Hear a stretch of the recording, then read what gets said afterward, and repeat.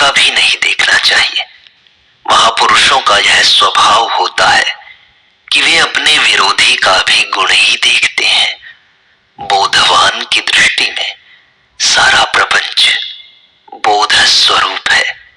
इसमें सब प्रकार के पाप पुण्य, निंदा स्तुति, राग द्वेष और दैवी आसुरी प्रकृतियों की प्रतीति हो रही है। इसी से क्या यह उसकी सत्ता स्वीकार कर लेता है। सारे प्रपंच को माया का विलास समझने के कारण उसे किसी भी घटना से कुतूहल नहीं होता। महात्मा लोग स्वभाव से ही अत्यंत निर्भीक होते हैं। संसार की बड़ी से बड़ी आपत्ति उन्हें अपने निश्चय से चलायमान नहीं कर सकती।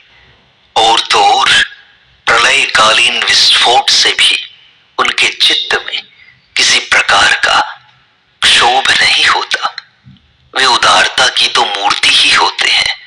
उनके लिए कोई भी पदार्थ अदेय नहीं होता।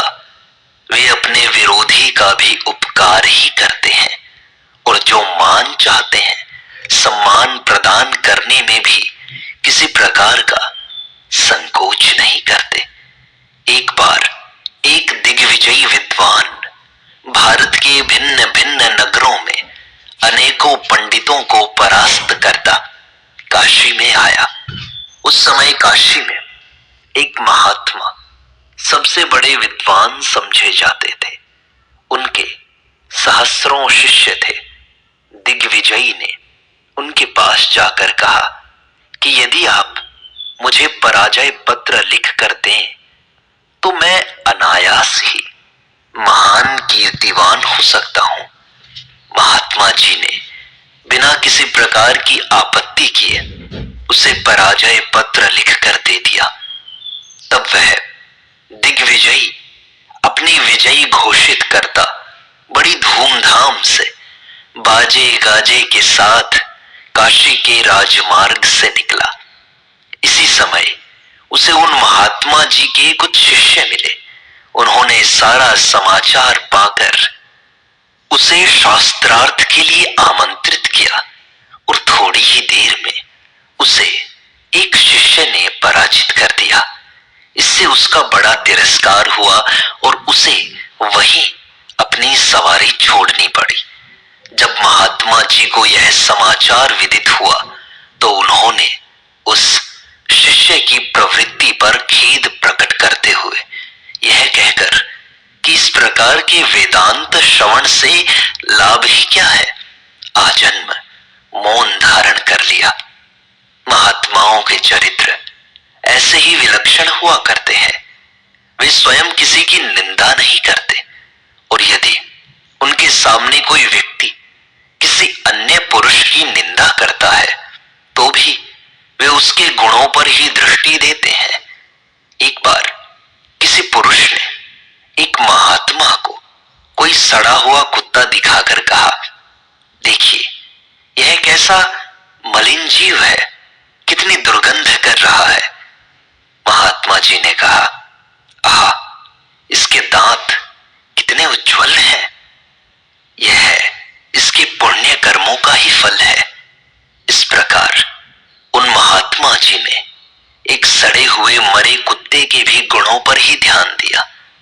एक बार सुकरात ने कहा था, जानते हो भगवान ने कान दो और जिह्वा एक क्यों दी है? इससे भगवान का यही अभिप्राय है, सुनो अधिक और बोलो कम। अतः हमें भी महापुरुषों के आचरणों का ही अनुकरण करना चाहिए और निंदा, स्तुति, हानि, लाभ एवं मान अपमान की ओर दृष्टि न देकर सब प्रकार के प्राणियों के प्रति सहृदयता, प्रेम और उदारता का बर्ताव करना चाहिए। यदि कोई क्रोध करे तो उसके प्रति क्रोध न करना चाहिए। कोई कटु भाषण करे तो मृदु भाषण करना चाहिए। सब प्रकार के अपवादों को सहन करना चाहिए और कभी किसी का तिरस्कार नहीं करना चाहिए। इस प्रकार जो निरंतर भगवत भगवत स्मरण में तत्पर है, सब प्रकार के कार्य करते हुए भी जिसकी मनोवृत्ति भगवत सुख आस्वादन में ही लगी रहती है, उस प्रशांत आत्मा महात्मा के लिए संसार में कुछ भी दुर्लभ नहीं है। महाराज जी, बोध होने से लाभ क्या है? बोधवान को स्वर्ग नरक की चिंता स्वप्न में भी नहीं रहती। संसार पैदा हुआ है अथवा ईश्वर ने संसार की रचना की है, यह भावना नहीं रहती। अनंत कोटि ब्रह्मांड की भोग्य वस्तुओं में प्रीति नहीं रहती। दुख उपस्थित होने पर इस बात की चिंता नहीं होती कि यह कब और कैसे निवृत्त होगा, और न ही वर शाप की ही चिंता रहती है। यदि किसी भी दैवी या आसुरी वस्तु को देखकर उसमें सत्यत्व भावना हो जाती है तो समझना चाहिए